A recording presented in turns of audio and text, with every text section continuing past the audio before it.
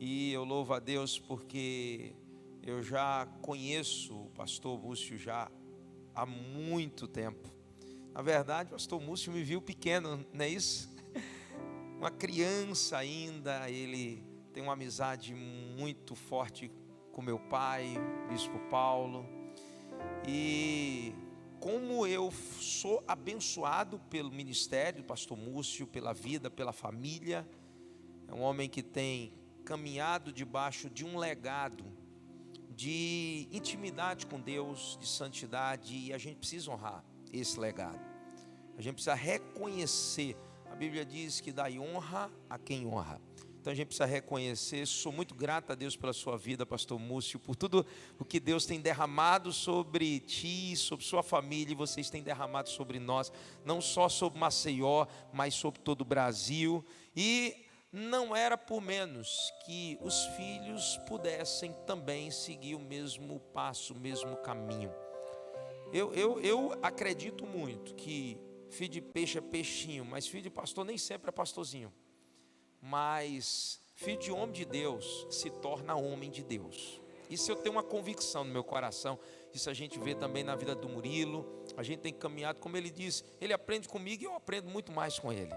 É muito bom você ter amigos que nos esticam. E eu não estou só. Na verdade, eu vim com essa mulher linda. Eu queria que você ficasse de pé, meu amor. Olha que coisa linda Deus me deu, gente. Deus é bom demais, né? Ela é a melhor parte de mim.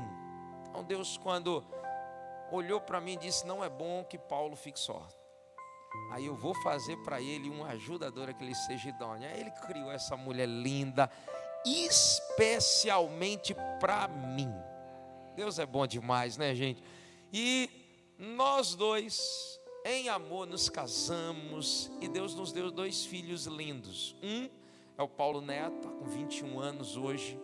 Um garoto cheio da vida de Deus. A outra é a Ana Beatriz, está com 15 anos, completou 15 anos esse mês. Eu vou te dizer, pai de menina sofre, né, gente? É uma luta, você fica naquela, meu Deus, minha bebê cresceu. Aí já começa uns curtir, agora que esse negócio de Instagram para dar dor de cabeça na gente. Aí curte uma foto, curte outra, ela faz um comentário. Aí eu boto os olhinhos logo lá para avisar, estou aqui, marcando território, ela tem pai, estou perto. Então Deus me deu uma família linda.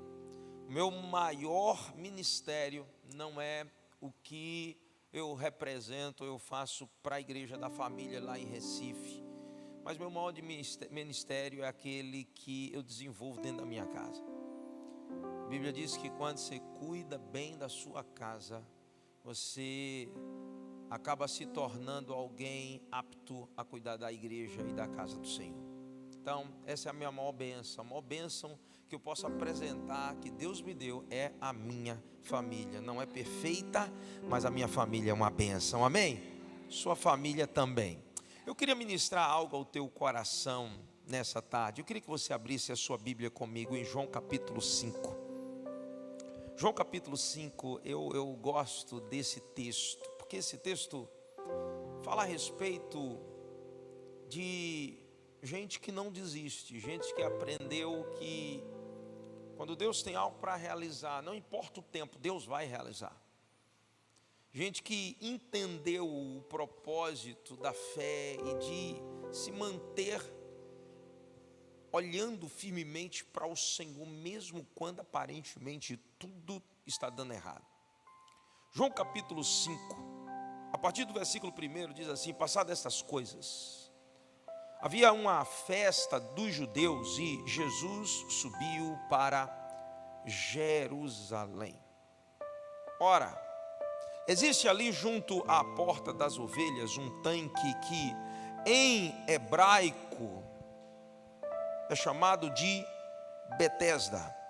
Interessante que alguns copistas, alguns tradutores, na verdade, da Bíblia, eles vão definir Betesda como casa de misericórdia, lugar onde a graça, a bondade, o favor de Deus se manifesta. Mas outros vão traduzir a palavra Betesda como casa onde as águas fluem, aonde os rios passam.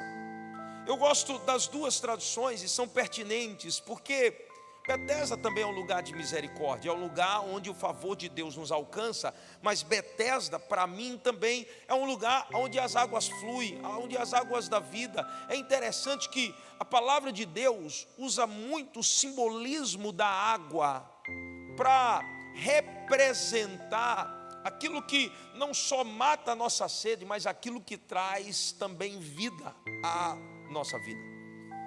Interessante que lá no livro de Ezequiel, a palavra de Deus fala que do limiar do altar surgiu um rio, e aquele rio, ele começou a se espalhar, e ele corria numa velocidade muito grande. Interessante que não eram as pessoas, nem as coisas que iam ao encontro daquele rio, mas aquele rio ia ao encontro das pessoas, e por onde aquele rio passava, a Bíblia diz que ele gerava cura. Eu amo essa perspectiva divina de um Deus que nos procura. Olha que coisa interessante. Um Deus que nos procura. Na verdade, foi assim desde a origem, desde o Éden. A Bíblia diz que quando Deus criou o jardim do Éden, colocou o homem lá, o homem caiu. E quando o homem cai, o homem se esconde. E a beleza é que, mesmo escondido, Deus não desiste do homem. Deus vai atrás do homem à procura desse homem. E a pergunta de Deus é: Adão, onde você está? Eva, onde eu estou? O homem tenta dar um jeitinho para as feridas da alma, para as situações da sua espiritualidade, da sua vida, e ele tece folhas para poder esconder a sua nudez. Mas a palavra de Deus, que quando Deus faz, Deus chega, Deus encontra aquele homem ferido, arrebentado por causa do pecado, mas Deus prepara um cordeiro para poder cobrir aquele homem e a sua vergonha. Deus está simplesmente dizendo a ele: há esperança para a tua vida, há um novo começo, há uma nova história, há algo novo a ser contado, a ser vivido, a ser experimentado. Eu amo essa perspectiva divina da forma como a Bíblia revela quem Deus é, o caráter de Deus, o coração de Deus. A Bíblia fala aqui que ele estava indo em direção à festa dos judeus, a Páscoa, e ele passava por Jerusalém. Mas antes de ir ao lugar onde havia uma festa, Jesus escolhe ir a um lugar onde aparentemente só há luto, só há dor, só há sofrimento. Ele vai até um tanque por nome Betesda. Versículo 3 mostra mais ou menos o contexto, a realidade encontrada por Jesus ali. Olha o que diz o versículo 3: nestes jazia uma multidão. Diga comigo, multidão. Multidão é muita gente. Estava entupido de quê? De enfermos, de cegos, coxos, paralíticos. Havia muita gente reunida naquele lugar. E é interessante que não era o mesmo grupo reunido em Jerusalém. Em Jerusalém havia uma festa, em Jerusalém havia celebração, em Jerusalém havia gente bem vestida, gente bonita, gente preparada, gente que estava indo ali com o propósito de se alegrar. Mas aqui em Betesda não, aqui em Betesda estavam os enfermos, os cegos, os coxos, os mancos, gente sofrida, gente com uma história complicada, gente que provavelmente não só estava ferido no corpo, mas ferido na alma, ferido no espírito. Até porque nem toda enfermidade naquela época era só uma patologia física, mas muitas enfermidades também eram consequências do pecado.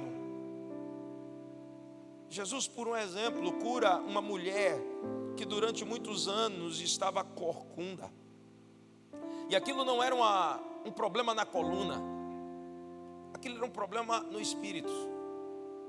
Ela estava opressa, ela estava endemoniada, e a Bíblia diz que Jesus libera aquela mulher daquele espírito e ela volta a andar. Interessante que quando os 4 amigos descem o aleijado na casa de Jesus, e aquele homem chega ali no meio, Jesus não vai dizer: a tua fé te salvou, ou em nome de Jesus, seja curado desse aleijão. Jesus vai dizer: os teus pecados estão perdoados. Porque o problema não era uma patologia física, não era uma aleijão simplesmente. O problema era algo no espírito, era algo na alma. Existem enfermidades que são espirituais, porque nem tudo é físico, nem tudo é material. Tem muita coisa que é espiritual. E você precisa de Jesus não só para o que é físico, mas o que é espiritual muito mais. E a palavra de Deus diz que Jesus foi justamente para esse lugar. Aquela multidão tinha uma expectativa. Diga comigo: expectativa. O que é expectativa? É o desejo e aquele entendimento de que algo vai acontecer, alguma coisa vai acontecer. Qual era a expectativa daquela multidão? O versículo 4, a palavra de Deus diz: eles esperavam que um anjo descesse e movesse as águas, e aquele que primeiro entrava nela era curado. Imagina a guerra que era para chegar, porque no meio daquela multidão só um era curado. Eu não sei de quanto tempo era esse mover, eu não sei de quanto em quanto tempo aquele anjo vinha, ou que as águas eram movidas. Mas eu acredito que havia uma confusão grande instaurada ali, porque todo mundo queria ser curado e todo mundo estava ali para receber um milagre, sim ou não? Só que nem todos iriam viver o milagre, apenas um. Só aquele que tivesse a melhor possibilidade de movimentação, de locomoção, e que pulasse naquele tanque antes de todo mundo, é que desfrutaria do milagre. Agora olha o que diz o versículo 5, eu quero que você atente para isso. A Bíblia diz assim: estava ali um homem enfermo, havia 38 anos, diga comigo, 38 anos. Quanto tempo? Quanto tempo? 38 anos. Você já parou para pensar? A gente é tão agoniado, eu não sei se vocês usam essa palavra, mas a gente costuma usar lá em Recife, agoniado. Agoniado é aquele que não consegue esperar, você não aguenta esperar. Você já parou na fila de um banco? É bom ou é ruim? É horrível. Você ficar naquela fila esperando sua vez chegar. Esses dias a gente foi buscar um passaporte da nossa filha e a gente pegou e eu acho que é a pior coisa do mundo agora, porque quando você está na fila do banco você não tem muita noção de quanto tempo, mas quando você chega num lugar que você pega aquele ticketzinho e que você vê seu número, e você vê o número que está sendo chamado, meu Deus do céu, você morre do coração. A gente não tem o hábito de esperar, a gente não gosta de esperar. Ninguém gosta de esperar, por mais que você diga: não, eu sou paciente, mas a alma humana é impaciente. É por isso que a gente precisa do Espírito Santo. É por isso que a gente precisa do Espírito Santo para lidar com as agonias da nossa alma. E a palavra de Deus diz que esse homem estava ali enfermo há 38 anos. Você sabe o que eu acho interessante de Jesus? E eu não estou falando da história do homem, eu estou falando da história de Jesus. É que Jesus gosta de gente que não desiste. Olha para essa pessoa linda que está do seu lado. Pergunta para ela: há quanto tempo você está esperando um milagre na tua vida, na tua família, na tua casa? Há quanto tempo você está esperando que um sonho se realize? Jesus gosta de gente que não desiste. Interessante é que há 38 anos aquele homem continuava indo para o mesmo lugar. Olha bem para mim, mesmo quem sabe errando, tomando o lugar errado, estando na posição errada, mesmo demorando, a Bíblia diz aqui que ele permanece lutando. Ei, diz para você mesmo, diga: Jesus gosta de gente que permanece lutando, que não desiste. Interessante que essa história é de alguém que não desiste. Por 38 anos sem obter êxito, por 38 anos lutando para viver o seu milagre. A verdade é que aquilo que ele desejava estava além das suas forças, sim ou não? Estava além das suas forças.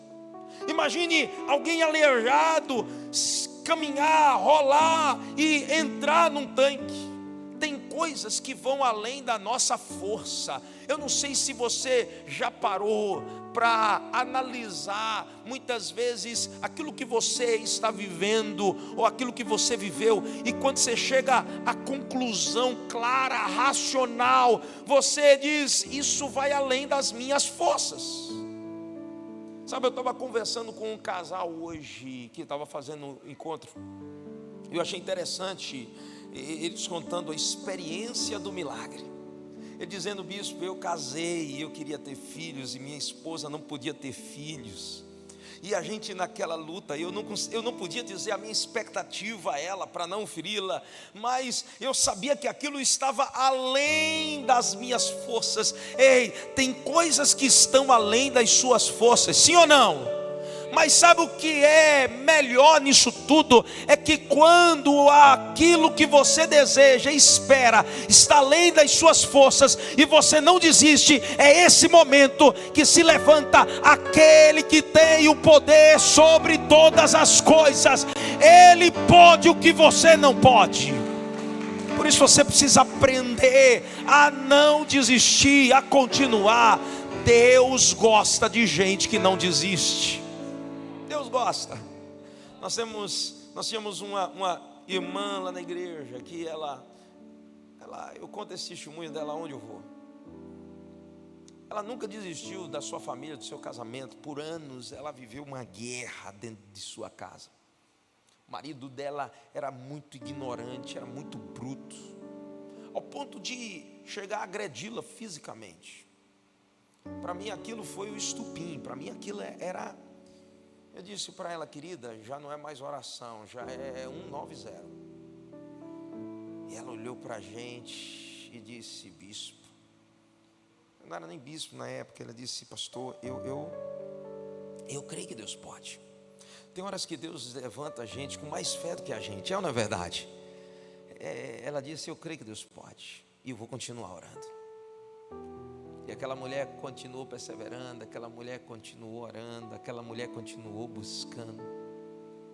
Alguns anos de luta, alguns anos de batalha com aquele homem, um alcoólatra, um homem bruto, até o dia em que Deus respondeu a oração dela e fez um milagre na sua casa.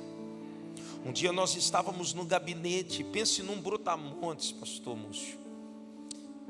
Aquele brutamontes entra no gabinete, nós não o conhecíamos, nós só conhecíamos ela, e entra ao lado dela, e aquele gigante senta na nossa frente, e ela começa a dizer: está vendo aqui, esse aqui é o homem que as pessoas diziam que não tinha mais jeito. E quando ele abre a boca para começar a falar a respeito do que Deus fez, o homem só chorava. E eu dizia: mas como pode ser esse o homem que era um bruto, que era um ignorante? Ei, sabe por que Deus fez esse milagre? Porque quando ela entendeu que ela não podia, mas Deus podia, e ela não desistiu em crer em Deus, Deus foi ao encontro do problema dela. E eu quero liberar essa palavra sobre a tua vida. Deus vai ao encontro do teu problema, mesmo quando você não tiver mais forças, mesmo quando você não conseguir mais. Não desista por causa do tempo. Não pare. A verdade é que ele estava ali já sem forças. Sabe o que eu aprendo com essa história? Que essa história não é sobre o quanto Jesus expõe o fracasso de alguém, ou ele julga alguém pelo que ele não conseguiu vencer. Mas essa história é sim sobre o quanto Jesus valoriza alguém, pelo quanto ele consegue perseverar mesmo quando tudo diz que não. É como aquela música: quando tudo que diz que não, tua voz me encoraja a prosseguir. Jesus não está simplesmente revelando os 38 anos de fracasso dele. Pelo contrário, Jesus está dizendo: durante esses 38 anos, mesmo sem conseguir, ele não desistiu. Sabe, Eu acredito muito que Jesus está celebrando algumas pessoas aqui nessa tarde. Ele está dizendo: olha, eu conheço o tempo, eu conheço a tua história, eu conheço a tua luta, eu sei o quanto você está sofrendo, mas deixa eu dizer uma coisa, eu estou vendo tudo isso e vai chegar o tempo do teu milagre. Aleluia. Tem gente que a história vai se tornar um filme, vai se tornar um livro. Eu creio muito que a ferida de alguns vai se tornar cura para abençoar a vida de outras pessoas, como a história desse homem aqui. Sabe, eu não sei nem porque eu estou ministrando essa palavra. Eu ia falar sobre Ageu capítulo 2, sobre a glória da segunda casa, mas quando eu cheguei aqui, o Espírito Santo de Deus me moveu para liberar essa palavra. Sabe, Jesus sabia que fazia muito tempo que aquele homem estava assim. Sabia sim. Olha o que diz o versículo 6 de João capítulo 5. A Bíblia diz assim: Jesus vendo-o deitado e sabendo que estava assim há muito tempo. Você sabe qual é a grande crise nossa? Tem momentos que a gente pensa: Deus não sabe o que eu estou vivendo, Deus não sabe, não conhece o que eu estou passando dentro da minha casa, no meu casamento, na minha vida. Mas deixa eu dizer uma coisa: Deus sabe, só que Deus tem o seu tempo para agir. Ei, não é só que Ele está caprichando. Tem gente que diz: quando Deus está demorando é porque Ele está caprichando. Não, não é só porque Deus está caprichando, é porque Deus está preparando o território. Às vezes o milagre é tão grande que o fundamento e a base precisa ser maior do que o milagre, porque senão a gente vive o milagre e esquece quem foi o autor do milagre. Quantas pessoas que receberam bênçãos que não estavam preparadas para receber, e porque não estavam preparadas, perderam tudo que receberam. Deixa eu dizer uma coisa para você nessa noite. Jesus sabe não só o tempo, Ele sabe o que você está vivendo, Ele conhece a tua dor, Ele conhece o teu sofrimento. Jesus não é o Deus que está presente na festa em Jerusalém. Jesus é o Deus também presente no sofrimento de Betesda. Davi vai dizer que Ele é o Deus bem presente na hora da angústia. Diga para você mesmo: Jesus é o Deus bem presente na minha angústia. Jesus é o Deus bem presente na tua angústia. Segunda coisa que eu aprendo aqui nesse texto é que Jesus gosta de gente quebrada. Jesus gosta de gente que aparentemente perdeu a esperança. Você já parou para pensar? Eu não vi Jesus em momento algum procurando um fariseu, um cara bem vestido, um cara bem desenrolado, mas Jesus sempre procurou gente quebrada, gente que aparentemente tinha uma certa fragilidade. Jesus tinha uma inclinação para esse tipo de gente. E Ele vai justamente a Betesda. Ele não vai primeiro a Jerusalém, Ele vai primeiro a Betesda, casa de misericórdia, no lugar onde Ele precisa. Ei, deixa eu dizer uma coisa para você, e entenda isso com muita graça. Entenda isso. Não são os sãos que precisam de médico, mas sim os doentes. Deus, Ele gosta de estar com quem reconhece que a presença dEle é necessária, não só agradável. Tem gente que vai à presença do Senhor e diz: é muito bom. Não, não é só muito bom, é necessário. Você não existe sem Deus, você não vive sem Deus. Sem Jesus você não é ninguém. Bispo, o senhor não sabe o que o senhor está falando, o senhor não sabe quem eu sou. Meu irmão, você pode ser quem você achar que você é, mas sem Jesus até o teu tudo é nada, mas com Jesus o nada é tudo. Por isso o segredo é sempre a presença dEle, que muda o ambiente, que muda a geografia, na verdade que muda o nosso coração, que muda quem nós somos, muda quem nós estamos vivendo. Interessante que é justamente aquele que está desenganado, que todo mundo provavelmente tinha dito: não tem mais jeito. Imagine as pessoas analisando a vida daquele homem durante 38 anos. 38 anos, não deu certo, vai dar certo agora? Que é isso? Vai nada. Imagine as pessoas olhando para a tua família, olhando para a tua vida, dizendo: que é isso, esse cara? Irmão, o que ele está vivendo até hoje, se esse problema não se resolveu até agora, não vai se resolver nunca. Deus gosta de gente que ninguém acredita. Deus pega um cara como Davi, um pastor de ovelhas, desacreditado pelo próprio pai. Ele era o 8º da linhagem do seu pai. Quando tinha festa, todo mundo era chamado, menos Davi. Foi necessário para que naquele dia em que Deus tinha marcado para mudar a história dele, foi necessário Deus usar Samuel para perguntar a Jessé: aonde está o teu último filho? O moleque está ali, está cuidando das ovelhas. Faz o seguinte, manda chamar ele, porque a gente não vai sentar para comer enquanto ele não chegar nessa casa. Sabe, deixa eu dizer uma coisa: vai chegar o tempo que não são as pessoas, mas Deus vai chegar na tua vida e vai dizer: hoje é o dia em que a tua história vai ser reescrita, contada de uma maneira diferente. Ei, deixa eu dizer uma coisa para você: Deus gosta de gente que reconhece que precisa dele. Eu só estou aqui porque eu preciso de Deus, porque eu preciso de Jesus, e porque sem Ele, eu já ouvi muito, mas muito, as pessoas dizerem: para Ele não tem jeito. Um dia eu ainda conto minha história. Quantas pessoas disseram: para ele não tem jeito. Quantas pessoas disseram para o meu pai: para esse aí não tem jeito. E foi justamente o que não tem jeito que Deus deu jeito. Ei, até pau que nasce torto, Jesus, Ele endireita. Aleluia. Ele é poderoso. Então entenda, Jesus gosta de gente quebrada, que aparentemente perdeu a esperança. Sabe, a gente está diante de alguém aqui frustrado, e Deus gosta de gente frustrada, gente que chegou ao fundo do poço. Deus é incrível. Por quê, bispo? Olha que coisa linda. Olha o que a palavra de Deus diz em 1 Coríntios capítulo 1, versículo 27.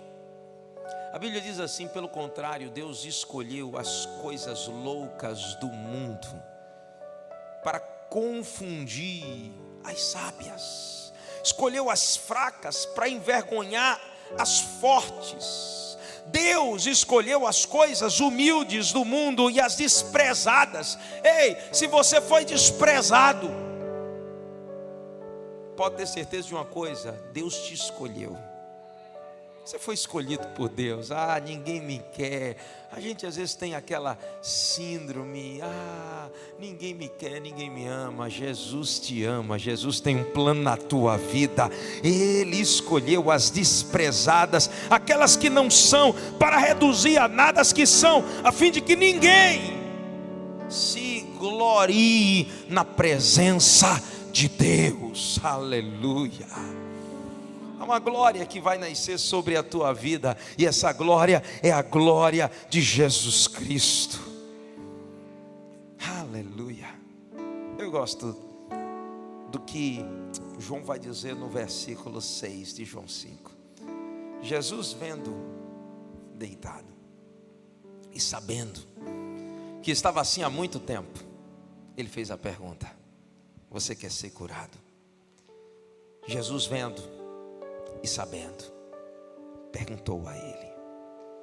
Ei, Jesus vê, Jesus sabe como você está, sabe às vezes a vergonha que você sente, sabe a dor que te aflige, sabe o sofrimento que você passa, sabe o quanto as pessoas apontam o dedo para você e dizem: meu irmão, para essa família, para esse casamento, para essa vida, não tem mais jeito. Jesus sabe, e é porque Ele sabe que há esperança para o teu futuro.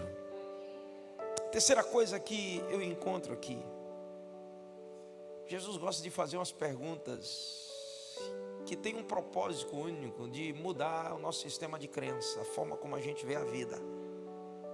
Qual foi a pergunta que Jesus fez àquele homem? Jesus pergunta a ele: você quer ser curado? Olha que coisa interessante. Ele estava há 38 anos esperando o quê? Que as águas se movessem, que ele fosse lançado nas águas e que ele fosse curado. A pergunta mais óbvia era justamente aquela: você quer ser curado? Mas o que Jesus queria, na verdade, é dar um reset na mentalidade daquele homem. Porque o tempo nos adoece na alma, o tempo nos adoece em relação aos nossos sonhos, o tempo nos adoece em relação aos nossos ideais. O autor de Provérbios vai dizer que a esperança que se demora adoece a alma. Fazia tanto tempo que ele já não pensava mais como antigamente. Sabe, eu conheço gente que já não pensa mais como antigamente. Todo ano nós, lá na Igreja da Família, nós escrevemos o nosso livro dos sonhos. Todo ano. Esse ano em especial, nós recebemos uma irmã, uma senhora que contou um testemunho.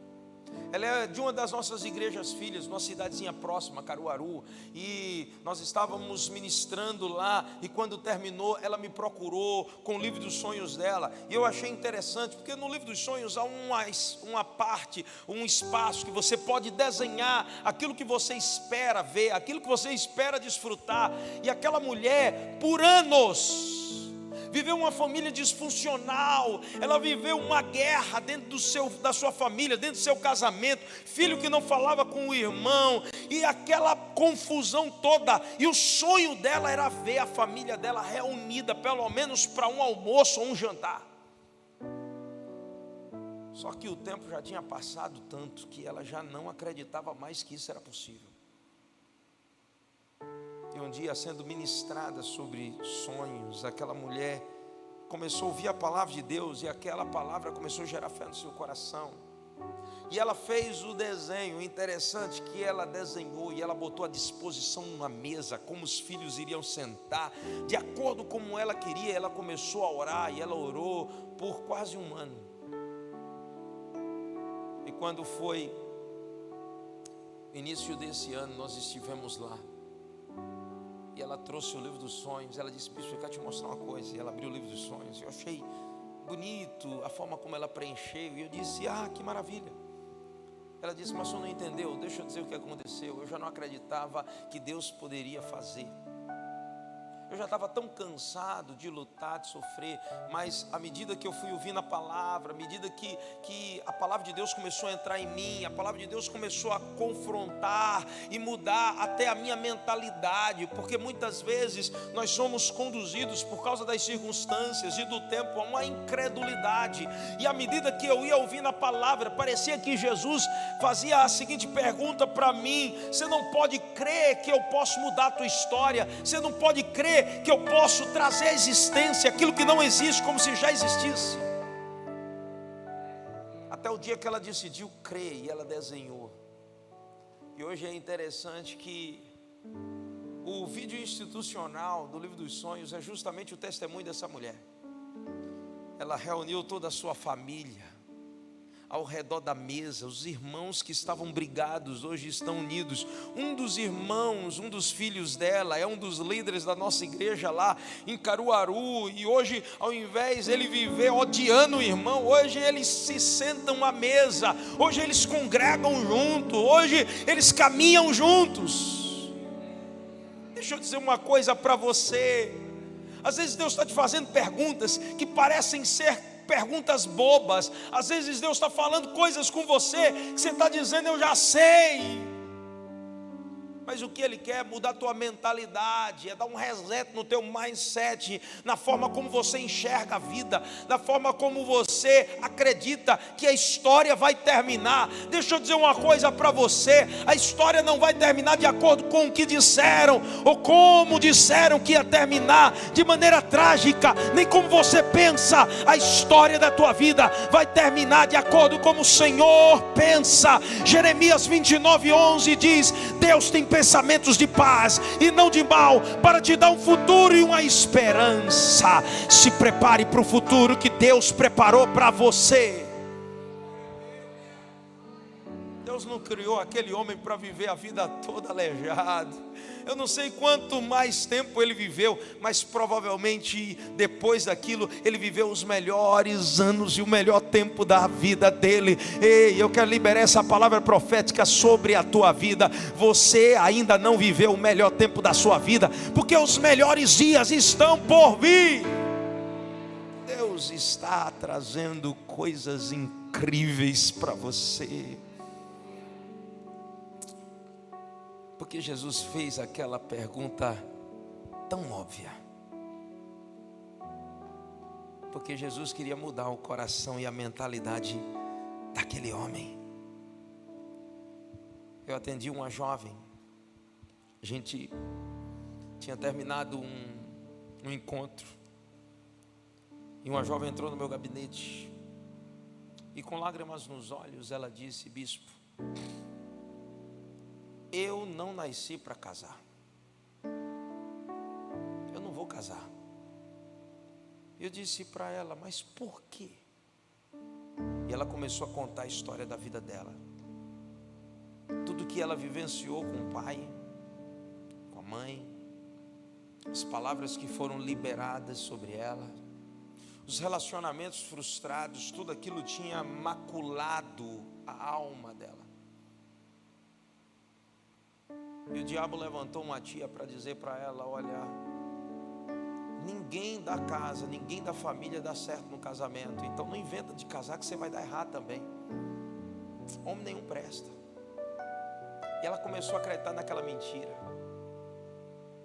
E Deus começou a trabalhar na vida dela. Deus apresentou um jovem cristão, um homem de Deus, mas ela tinha medo de se relacionar. Ela tinha medo de começar algo. Por que ela tinha medo de começar algo? Por causa da mentira, da fortaleza, do sofisma que o diabo tinha colocado na mente dela. Ei, quando Jesus pergunta àquele homem: você quer ser curado? Qual é a resposta dele? Eu não tenho ninguém. A resposta errada. Jesus não perguntou se ele tinha alguém ou não tinha. Ele estava tão ferido, existiam marcas tão profundas na alma. Às vezes existem marcas tão profundas na nossa alma, raízes que precisam ser arrancados para que um novo tempo comece. E às vezes o que Deus está ministrando ao teu coração não importa o teu passado, você não é o teu passado, não importa o que te aconteceu, você não é o que aconteceu com você, pelo contrário, ressignifique isso, traga à memória aquilo que te traz esperança. As misericórdias do Senhor é a causa de não sermos consumidos. Você está em Betesda, casa de misericórdia, lugar onde as águas fluem e te encontram e te curam.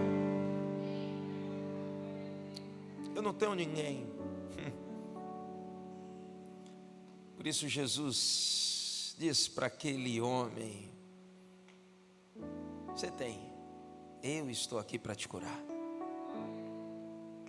Pega o teu leito, toma o teu leite e anda. Se levanta, sai dessa inércia. Quinto, olha que coisa interessante.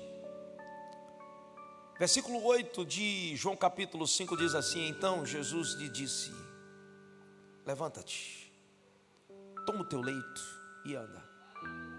Olha bem para mim. O que Jesus estava dizendo àquele homem? Faz o que você nunca fez, ou o que você não conseguia fazer agora. Aquele homem poderia simplesmente dizer: mas como assim? Mas a beleza é que a Bíblia diz que aquele homem confia. Por isso Jesus gosta de gente que confia e tenta algo novo de novo. Você já tentou algumas vezes, mas deu errado. Tente de novo. Não desista. Diga para essa pessoa que está do seu lado: Deus gosta de gente que confia. Diz com convicção para ele: Deus gosta de gente que confia. Tenta de novo. Levanta-te. Eu não consigo me levantar. Tenta de novo. Levanta-te. Mas eu não consigo fazer, porque não tem ninguém que me ajude. Tente de novo. Você sabe o que Jesus queria? É que aquele homem deixasse de tentar fazer o que lhe é possível, para começar a crer e fazer aquilo que humanamente falando era impossível. O que é crer é você confiar em Deus. Mesmo quando tudo à sua frente diz que não, mesmo quando isso vai além das tuas forças, mesmo quando vai além das tuas capacidades, eu não me sinto capaz, então você está plenamente apto para fazer o que Deus está te pedindo, porque senão não seria milagre. Milagre não se explica, milagre se vive. Pega o teu leito, levanta-te e anda. Versículo 9, a Bíblia diz: imediatamente o homem se viu curado. Imediatamente ele se viu curado. Imediatamente ele olhou para si e ele teve a imagem correta. Ele se viu curado. Diga comigo, ele se viu. O que você não está conseguindo ver e Deus hoje está te mostrando para que você possa enxergar? Porque fé é enxergar o invisível. Fé é você enxergar aquilo que ninguém vê. Tem coisas que ninguém vai ver na sua vida, mas é você que precisa ver, porque Jesus mostrou foi a você, não foi ao outro. Então confie no que Deus está falando com você. Abra os olhos do Espírito e veja. O servo de Eliseu chega e ele vê um exército enorme cercando a casa. Eliseu sai, ora e diz: Pai, abre os olhos para que ele enxergue. E quando os olhos do Espírito abriu, ele viu a provisão e proteção de Deus. Há uma provisão e proteção de Deus para a tua vida, para a tua família, para a tua casa. Há uma cura de Deus indo em sua direção. Por último, e eu quero concluir. Você sabe por que Jesus gosta de gente que não desiste? Sabe por quê? Porque Ele não desiste de você. Eu vou repetir isso. Jesus não desiste de você. Essa história é de um homem que tenta entrar na água, mas não conseguiu. Por isso Jesus foi a água que foi até o encontro dele. A história de alguém quebrado, arrebentado, mas que encontra esperança e solução no único que pode nos dar esperança: Jesus Cristo. Jesus não desiste de você. Ele não desiste da tua família, Ele não desiste dos teus sonhos, Ele não desiste dos sonhos que Ele mesmo plantou no teu coração. Jesus disse àquele homem: eu sei que você não consegue entrar na água, eu sei que você não consegue ir até lá, mas eu vou até você. Olhe para mim hoje. Jesus está aqui hoje e Ele veio até você. Eu queria que você fechasse os seus olhos. Eu não sei se eu posso fazer um convite, uma oração. Feche seus olhos. Betesda é lugar de misericórdia, onde a graça, a bondade e o favor de Deus nos alcança. Betesda é lugar onde o rio, a água divina chega até nós. Betesda é o lugar onde o Senhor encontra aqueles que aparentemente não têm esperança, aqueles que aparentemente não têm mais o que fazer, mas a partir daquele momento Jesus se torna a resposta dele. Enquanto a igreja ora, eu quero, antes de orar pela igreja como um todo, eu quero saber se há alguém aqui nessa tarde que veio a essa casa e que hoje Jesus falou com você. Hoje Jesus teve um encontro com você. E a pergunta de Jesus é a mesma pergunta que fez para aquele homem: você quer ser curado? Você quer ser restaurado? Você quer ser transformado? Você pode dar várias desculpas, dizer: não agora porque eu não estou preparado, não agora porque eu acredito que ainda não é o tempo. Mas Deus, Ele não quer uma desculpa sua, Ele quer uma resposta afirmativa. Ele quer que você abra o seu coração para Ele e diga: Jesus, eu preciso de Ti. eu não vou conseguir mais sozinho. Enquanto a igreja ora.